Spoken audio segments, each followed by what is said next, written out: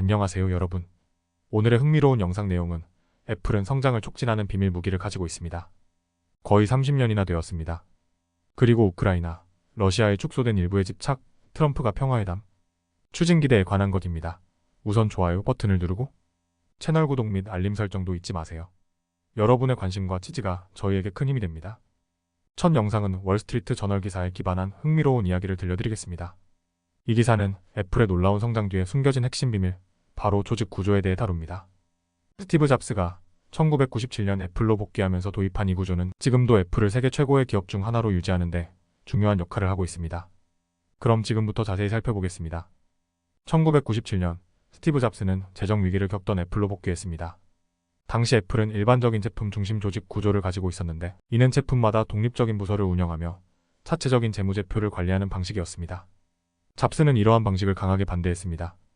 그는 복귀 후 1년 만에 총괄 관리자들을 해고하고 회사 구조를 기능 중심 조직으로 전면 재편했습니다.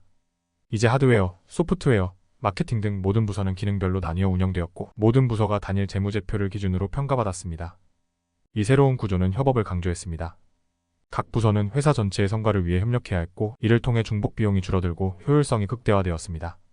잡스의 말처럼 최고의 관리자는 관리자, 역할을 원하지 않았던 사람들로 뛰어난 전문성을 가진 사람들이 부서를 이끌었습니다. 스티브 잡스가 설계한 이 구조는 그의 후임자 팀 쿡에 의해 유지되고 발전했습니다. 오늘날 애플은 하드웨어, 소프트웨어, 서비스, 리테일 등 각 분야의 전문가들이 부서를 이끌고 있으며 이들은 모두 팀 쿡에게 보고합니다. 이러한 체계 덕분에 애플은 아이폰, 애플 뮤직, 애플 TV 같은 혁신적인 제품과 서비스를 계속해서 선보일 수 있었습니다. 애플의 구조는 주요 경쟁사인 삼성과 크게 다릅니다. 삼성은 제품 기반 조직을 유지하고 있으며 이는 내부 갈등과 높은 비용 문제를 초래할 수 있습니다. 예를 들어 삼성의 스마트폰 부서 DX는 내부 칩 제조 부서 DS와 가격 갈등을 겪기도 합니다. 반면 애플은 기능 중심 구조를 통해 내부 협력을 극대화하며 효율적인 경영을 이어가고 있습니다. 결과적으로 애플은 1998년 이후 연평균 17%의 성장률을 기록하며 삼성의 10%를 훌쩍 뛰어넘는 성과를 거두었습니다. 애플의 성공은 단순히 혁신적인 제품에만 의존한 것이 아닙니다.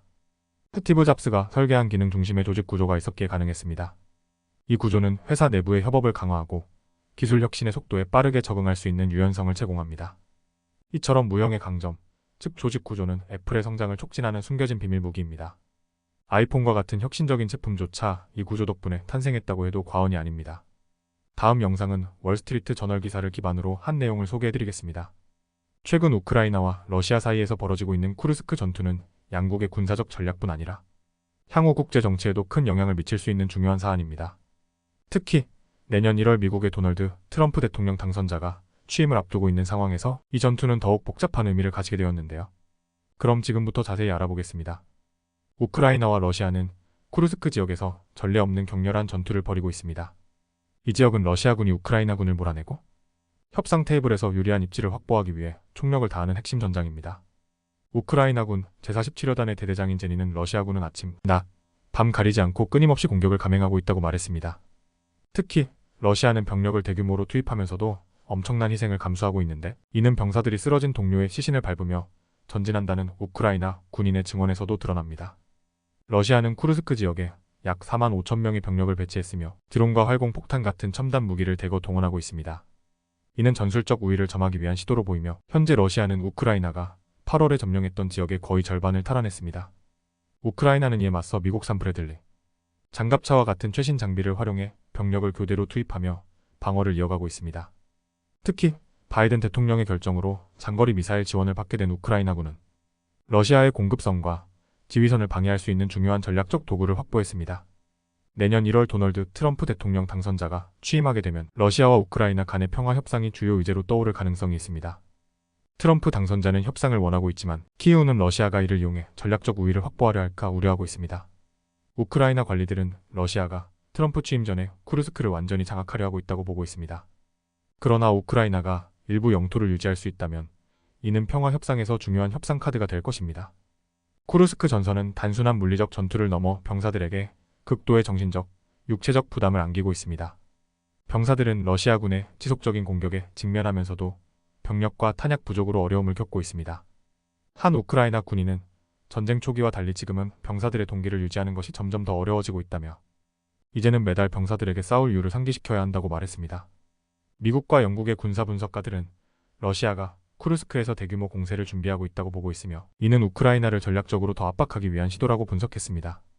러시아는 전쟁을 장기전으로 끌고 가면서 인구 규모를 활용해 우크라이나군을 소진시키려 하고 있습니다.